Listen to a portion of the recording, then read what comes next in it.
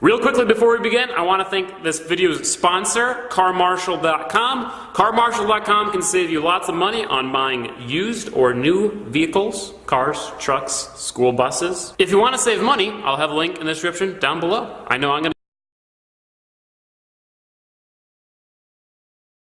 James McLenis for Sheriff of Pinellas County. June 7 at 10:39 p.m. Florida incarceration rates are higher than every other country on earth. It is official. Florida puts more people in jail than every other country on the face of the planet. All of them. The saying about Florida goes, come on vacation, leave on probation. It is a pathetic statistic that should shock and anger every single Floridian.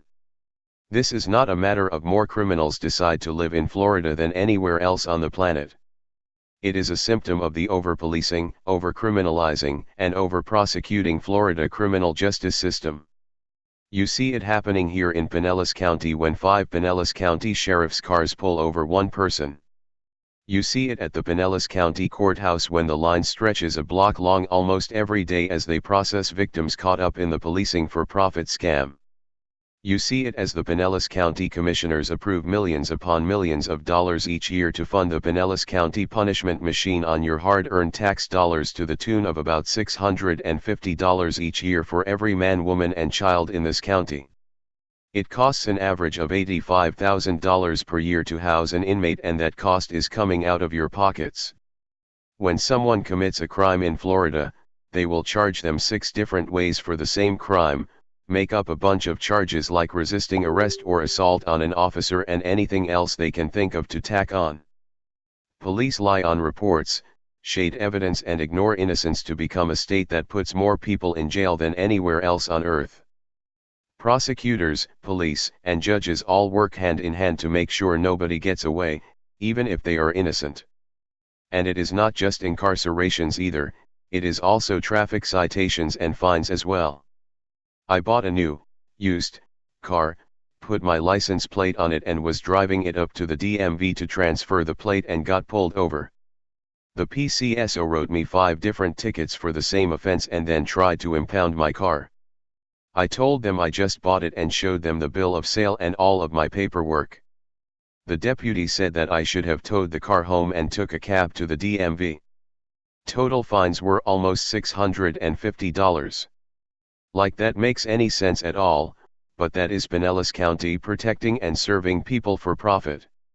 Here in Pinellas County, Sheriff Robert Gualtieri currently solves only about 20% of the crimes reported to him and leaves another 80% go unsolved. They let actual criminals go free in order to keep crime consistent, in order to scare taxpayers into paying for more cars, more officers, more jails. It takes too much time to actually solve crimes, so they will pull people over instead. The expansion never ends, then they use these additional cops to snare more people in a never-ending cycle. That's how Florida arrived as the leader of incarceration of the entire planet. They don't actually solve crimes to catch criminals, they manufacture them. The costs to Florida and Pinellas citizens is not just the cost of funding the bloated judicial system, it also doubles and triples exponentially as you figure in lost time from work, lawyers' fees, lost productivity, families that lose their main breadwinners, landlords that lose rents because their tenants are in jail, kids that now need assistance because their parent is gone, and on and on. The judicial system has become a leech that is sucking the life out of Florida and Pinellas County. A leech that expands each and every year. As Sheriff of Pinellas County in 2020, I will end the overcriminalization of Pinellas County citizens starting the day I take office. I will lower the sheriff's budget by at least 20% the first year and work hard to lower it by at least 5% each year after. I will actually work to solve the crimes that are reported to the sheriff's office, rather than inventing new crimes to arrest people for. I will make sure that at least in Pinellas, we don't contribute to staying a state that incarcerates more of our own people than any place else on this planet. Won't you join me?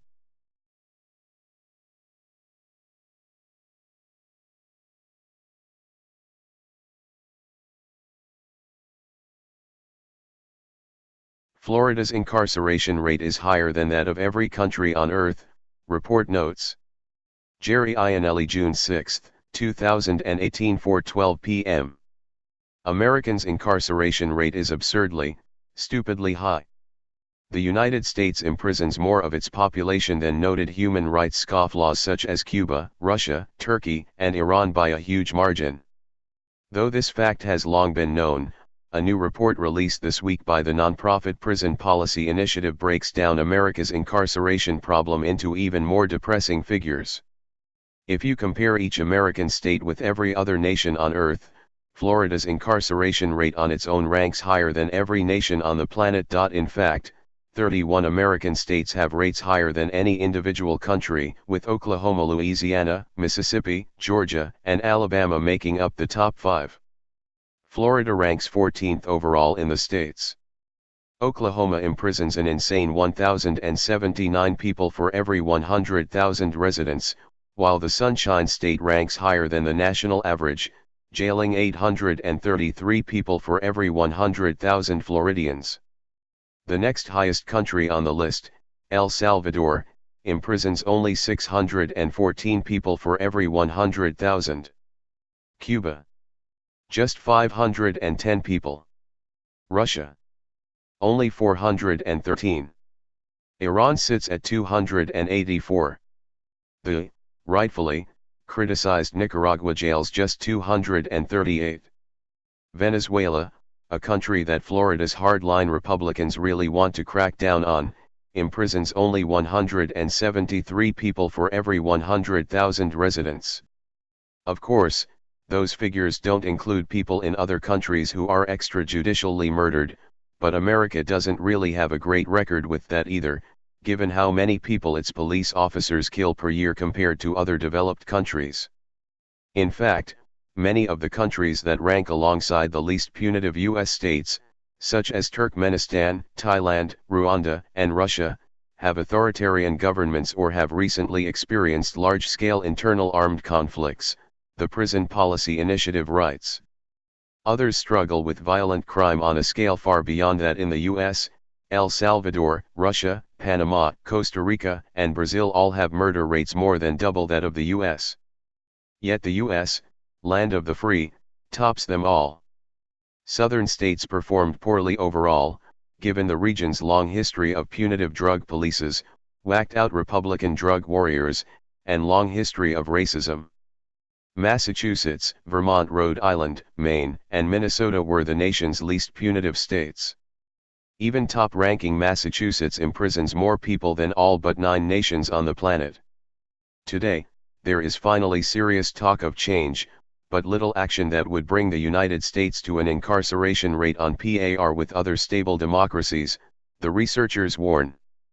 The incremental changes made in recent years aren't enough to counteract the bad policy choices built up in every state over decades. For that, all states will have to aim higher, striving to be not just better than the worst U.S. states, but among the most fair and just in the world. Lest anyone think Florida is working to end the war on drugs or scale back its massive criminal justice system, state officials in 2017 instead chose to crack down harder on drug dealers. In April 2017, the Florida legislature passed a law imposing harsher penalties on people caught with relatively small amounts of opioid painkillers. Families Against Mandatory Minimums, a foundation dedicated to reducing drug sentences, called the bill a travesty similar to the kinds of bills used to ratchet up the war on drugs in the 90s. Somehow arrest rates also remain high in Florida despite record drops in violent crime. According to FBI data, the crime rate in Miami-Dade County has now dropped to 1/3 of the area's peak in the cocaine-soaked 80s. Hey Charlotte County, this is Charlotte County Copwatch, and I just wanted you to know that I am using this stuff under fair use. And also remember to like and subscribe this channel. Also too, keep in mind I do not make any money on YouTube. This is 5 hours work a day, you know, fighting for freedom.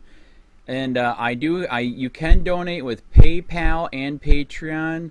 I just want you to think about this. If everybody gives to PayPal and Patreon, Patreon is every month. Actually, PayPal you can do every month. I have 12,000 subscribers. If everybody gives, I can quit my regular job and go full-time investigations on Charlotte County and possibly even more and beyond. So just keep that in mind. If everybody helps out, I can go full-time doing this. Thanks.